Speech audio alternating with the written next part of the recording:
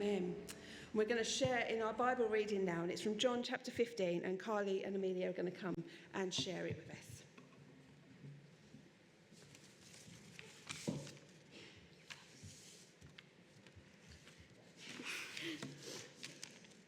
I am the true vine, and my Father is the gardener. He cuts off every branch in me that bears no fruit, while every branch that does bear fruit he prunes, so that it will be even more fruitful. You are already clean because of the word I have spoken to you. Remain in me as I also remain in you. No branch can bear fruit by itself. It must remain in the vine. Neither can you bear fruit unless you remain in me. I am the vine, you are the branches. If you remain in me and I in you, you will bear much fruit. Apart from me, you can do nothing. If you do not remain in me, you are like a branch that is thrown away and withers, such as branches are picked up, thrown into a fire and burned. If you remain in me and my words remain in you, ask whatever you wish and it will be done for you. This is to my Father's glory that you bear much fruit, showing yourselves to be my disciples. As the Father has loved me, so I have loved you. Now remain in my love. If you keep my commands, you remain in my love, just as I have kept my Father's commands and remain in his love. I have told you this so that my joy may be in you, and that your joy may be complete. My command is this: love each other as I have loved you. Greater love has no one than this, to lay down one's life for one's friends. You are my friends if you do what I command. I no longer call you servants, because a servant does not know his master's business. Instead, I have called you friends, for everything that I learned from my Father I have made known to you. You did not choose me, but I chose you and appointed you so that you might go and bear fruit, fruit that will last, and so that whatever you ask in my name, the Father will give you. This is my command: love each other.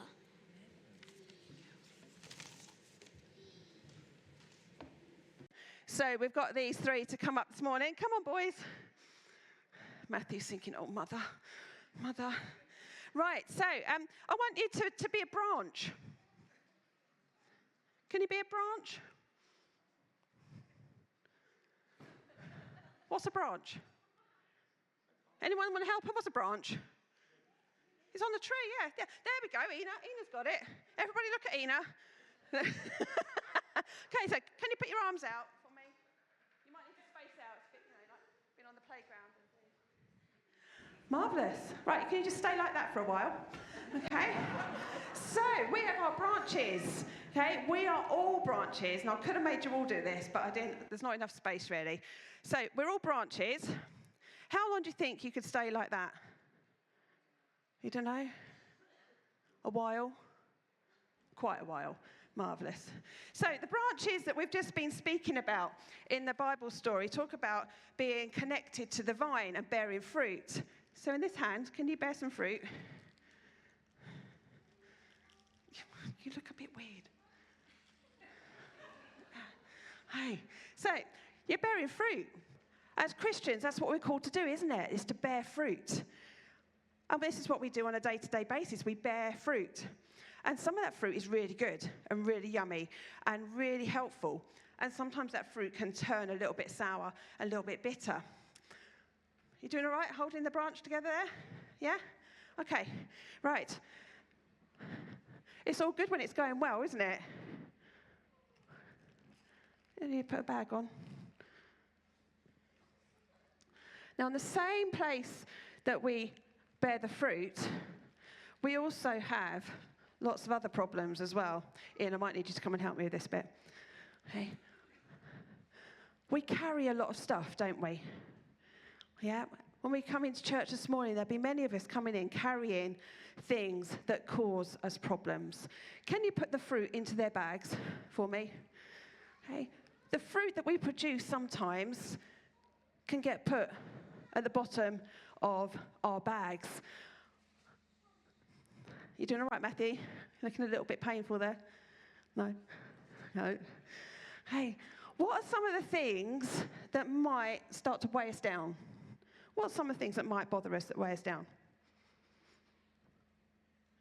Wow. Problems. Yeah, we have problems. Right, what problems can we have here? Right. We've got Sneezy from Snow White and the Seven Dwarfs. Okay, sometimes our health can be a problem, can't it? Our health can weigh us down. Ian, you can put that in Ollie's bag. What other problems can we have? No one has problems here. It's great. Right. What about grumpy? Yeah? What about those days when we just can't be bothered? What about those days when we feel grumpy and we're a bit mad at God sometimes? Yeah? You're right there, Ollie. Oscar, sorry. Hey. What about those days when we're a bit like Doc? A bit smart? Think we know it all? Think we've got the answers? Think we're in charge? Yeah? All those things can weigh us down. What about the things that we watch on telly? Can they be a problem? I mean, I've got Spider-Man and Wallace and Gromit here, but, you know, to illustrate the point, some of the things we watch these days cannot help us produce fruit because those things are influencing us in our minds. And what about the things we read? Things we see on social media. Sometimes it's not true, is it? We have to fact check things. Sometimes the things we read are not always helpful to producing the good fruit. You doing all right? No? Hey? Yeah? So all these books are available at Coffee and Chat if you come as well. They're out of the basket there. Straighten your branch, Matthew. Come on. Sometimes things that weigh us down. Come on, straight. Sometimes other things that weigh us down, the games that people play. Oh, yeah, people play games with us, or we're involved in the game playing as well. And the games can start to weigh us down. Are you still connected over here? You still holding on? Yeah? Still holding on? Just getting there? Right.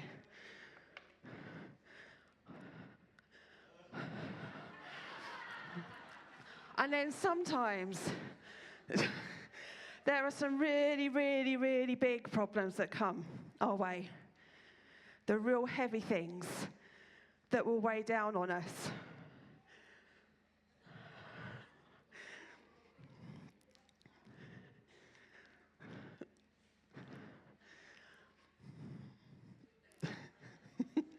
I think they're grimacing now rather than smiling, aren't they?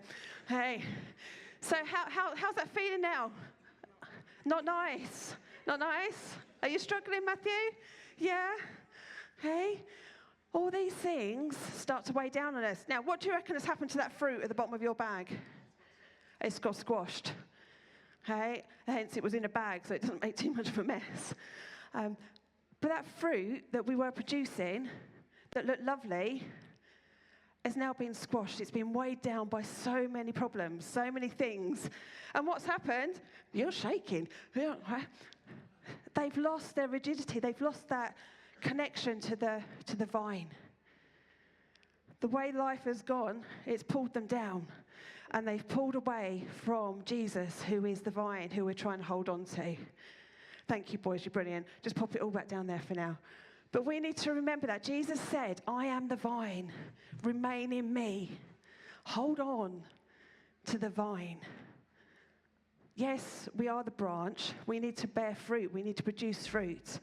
But that fruit can only be healthy and can only be used well if we're holding on to the vine. Sometimes we've got to let go of those things that weigh us down. And it's not always easy. It squashes the fruit, it buries the fruit, it stops the fruit from producing and being able to be used for other people. Thank you, boys, for helping illustrate that point this morning. It's really important, isn't it, that we remain in God, that we remain in Him. Well, I wonder how many of you yesterday decided to take advantage of the slightly better weather. Now, I say slightly better weather. I've just about to take the corner of my eye, and Edwina's now put her coat on. So she's clearly not feeling the warmth just yet. But how many of you decided to do something yesterday because it was dry? Anybody? Just show of hands. You have to say what it was. We've got at least 2, 3 people. Right. So yesterday, we decided that we would conquer some jobs, didn't we? Okay. So in my head, it was going to be this great, productive morning. So we had to go out to pick up a couple of bits. That took a little longer than expected, but that was okay. And we got home, and I decided that whilst Katie was preparing excellent bacon and cheese rolls for lunch, I have to say, I decided that I was going to go and trim the hedge at the front of our house. Now, our hedge forms the boundary between our house and our neighbours. And they are quite subtle in their hints. So the other day, the neighbour came round. I was outside. She just happened to come round and she said, we decided we were going to cut the bush back our side because it was overhanging a little bit. I hope you don't mind. I said, oh, that's fine, that's fine. She said, of course, when Adrian and Claire were here, they were going to have it removed altogether. There's a hint. I said, oh, I'll bear that in mind. Thank you very much. So I decided that the time had come to trim the hedge. Now, we have more garden power tools in our shed than we ever had in any appointment thus far. We've got a leaf blower, we've got a hedge trimmer, we've got this telescopic hedge trimmer. It was a proper tool. It was unbelievable. So I decided to go with the small one first of all. So I got the extension lead, plugged it in, went outside. And I was just going backwards and forwards like you do with the hedge trimmer, gentle motion. That's how I was taught to do it. And I've been going a few minutes. I thought, I'll stop, I'll sweep up. So I swept up, put it in the garden recycling bin, and then carried on. And then all of a sudden, the hedge trimmer stopped working. It stopped working. Now, at first, it was a complete mystery to me. And then I heard Keely say, why has the power gone off? And then I realised that I may have cut through the cable. Now that led to a brief discussion out on the drive.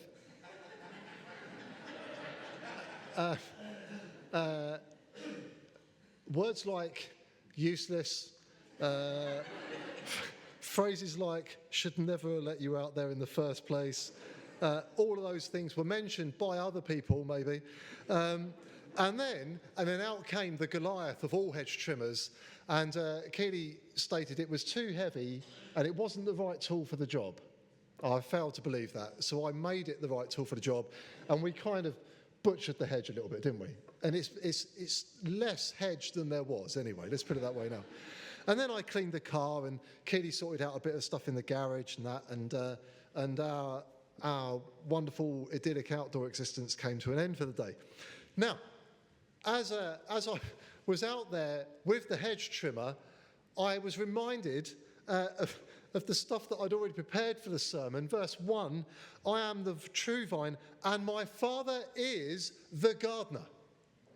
My Father is the gardener, said nobody in my house. But of course, our Father is the gardener, the one that is out there pruning, trimming, tending to the garden. Unbelievably, unlike myself, okay, God actually knows what he's doing. He knows what he's doing in our lives, whether he is planting the seeds of thought, tending to us, helping us deal with the bad stuff, the weeds, if you like, in our lives, looking after all of that stuff. He is, after all, the gardener. Now, if we go back to the original translation of the Bible in the Greek, we will see there that this word gardener is just a word that actually means somebody that just basically tills the soil. They don't do much else with it. It's just a little bit of tending here and there. But when you have something so established, sometimes it doesn't need so much care. It's the gentle pruning, the trimming. How many of you have got a rose bush somewhere in your garden? Yeah. How many of you go around and once you deadhead the roses and stuff? Yeah, you do that, don't you? You maybe trim off some of the old things and the next year it grows back again. Once it's established, I got that right. That's incredible, isn't it? I saw that on a show once on TV. But once it's established, it doesn't need quite so much care. It just needs to be tended to very gently. Verse 2, it reminds us, he cuts off every branch that bears no fruit, while every branch that does not bear fruit, he prunes so that it will be even more fruitful. It'll be even more fruitful. Now, when you are pruning something, it's quite tricky. When you look around at some of the tree maintenance that goes on around our country in big towns and cities, you sometimes wonder what has gone on, because you are effectively at times on a road left with what looks like a very tall tree stump. And then over time, over the next few years, new branches grow. It's still alive, it's still there, but stuff is happening inside it. And that trimming back allows it to grow and to continue to grow stronger. But it is difficult, because what do you trim? What do you cut off? How do you know what is a good branch or a good shoot and what isn't? How do we know how to feed it? How much to water it? How much light does it need? How much light does it not need? We, in our office, in our last appointment, we had a spider plant. I bought it because somebody was selling them to raise funds for something, so I bought a spider plant. I'm not going to say it was the best £4 I ever spent, because I may, after about a week, have forgotten to water it. And a couple of months on, it still, from a distance, looked alive. But the leaves were all crispy, and it was wilting. And then one of our colleagues came in, and she was aghast at the state of my spider plant, so she took it away. And every week she would give me an update on it as if I was actually interested in it. And after about a month, she said, "It's amazing. It is growing again." And I thought, well, that's great. I said, well, why don't you keep it? Because clearly I'm not capable of looking after it. But when we think of our efforts as maybe gardeners or growers of anything, we often find ourselves on a learning curve. The things that we grow every year maybe are easy to grow, but sometimes not everything we grow is good. A number of years ago, we had quite a long garden. At the back of the garden, there was a vegetable plot. So we tried our hand at growing vegetables. Okay, so carrots, we were quite good with carrots. Courgettes, the only issue with the courgettes was we didn't know how to stop them growing.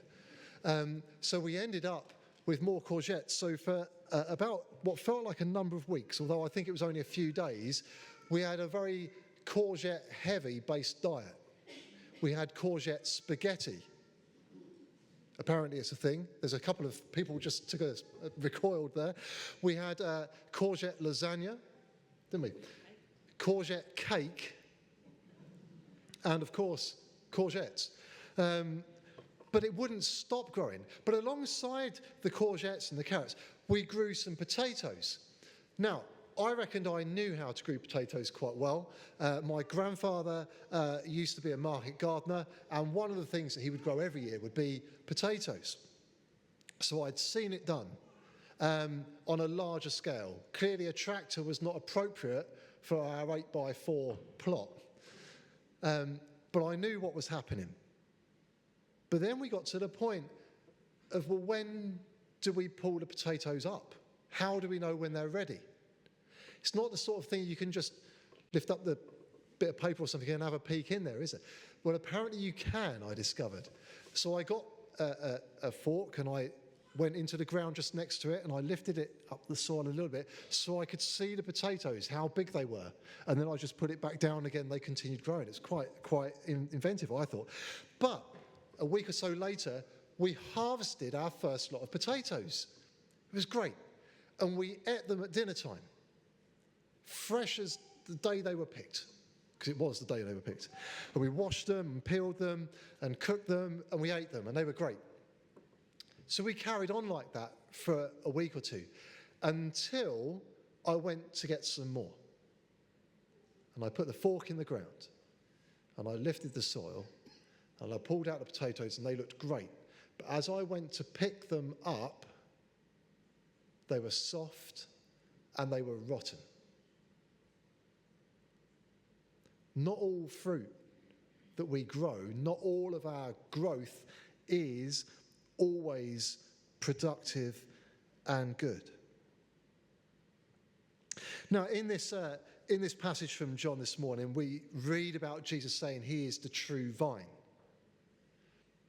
Now, bearing in mind some of the others we've talked about in our I Am series, this one, to me, seems a little odd because what's the vine got to really do with anything?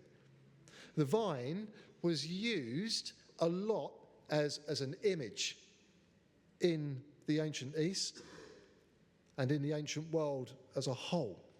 So Jesus is using it here because it was, again, something that people could hook onto. People understood this. People knew what a vine was. And they also got the idea that the purpose of the vine was to grow fruit that would be harvested and then used. He also used the vine as an example because references in the Old Testament had made it known that Israel was to be God's vine. This thing that grew and grew a productive, healthy fruit for God. But sadly, over time, it had lost its way, as we know. It hadn't quite worked properly. There were pockets of fruit, but not all of it was healthy. Not all of it was good. So Jesus' claim to be the true vine was a powerful one to make. A powerful one because he was challenging the people to step away from a lot of what they knew and follow his way, this new way of doing things, this new way of living as part of the vine. Now, later in the passage we heard earlier on, we read about him wanting to love each other and just be as good to each other as we can, and to go and bear fruit, and the fruit that will last, fruit that doesn't go off, a fruit that is not of our own understanding but of God's, a fruit that will change people's lives.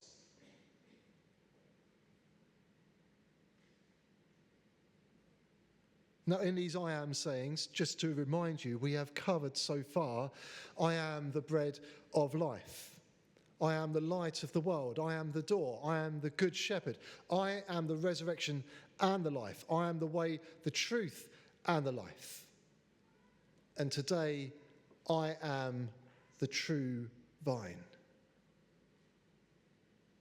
These are all the things that Jesus said he was in John's account of his life.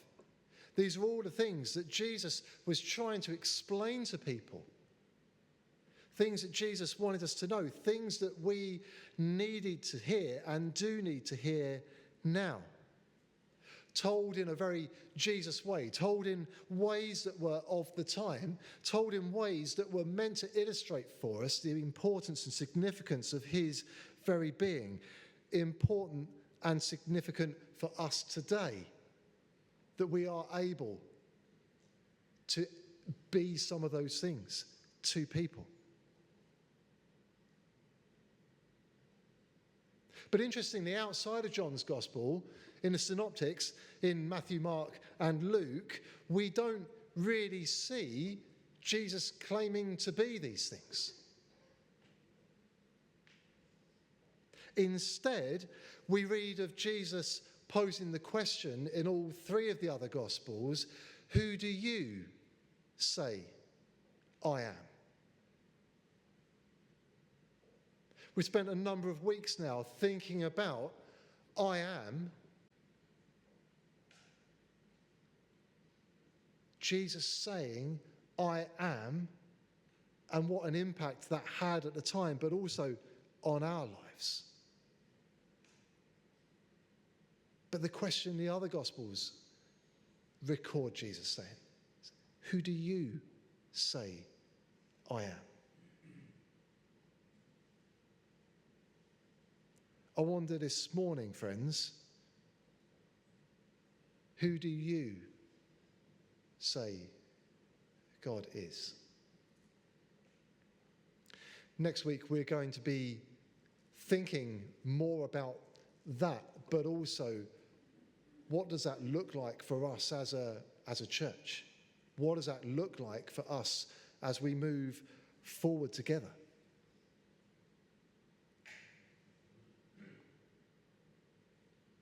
We have a song in our songbook. It's also a songster piece, and the words say, when you ask the simple question, who do you say I am? So many answers surfaced in my mind. They say you're a good man, a prophet, one who saves. Then you asked, who do you say I am? You're my Lord, my Christ. To you my life is sacrifice. You're my focus and direction. The meaning of my life, my Lord and Christ. A few of the songsters are going to come and sing this song to us just now. And as they sing, I want you to be asking yourself that very question this morning. Who do you say God is? Who do you know him to be? When somebody asks you the question, who is this God? Who do you say he is? Thank you.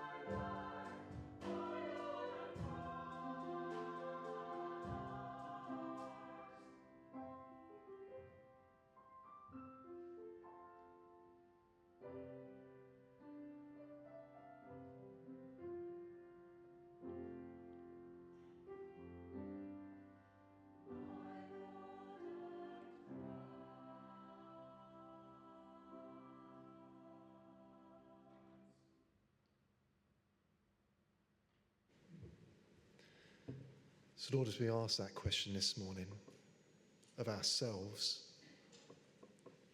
we just pray, Lord, that you will be speaking into our hearts, speaking into our lives, speaking to us in a way that we have a real strong understanding of who you are. That we will have an understanding of who you have said you are and what you are to us and what you can be for everybody. We just ask in your powerful name, Lord, that you will continue to speak to us. Help us to acknowledge that you are the great I am and understand what you are to each of us.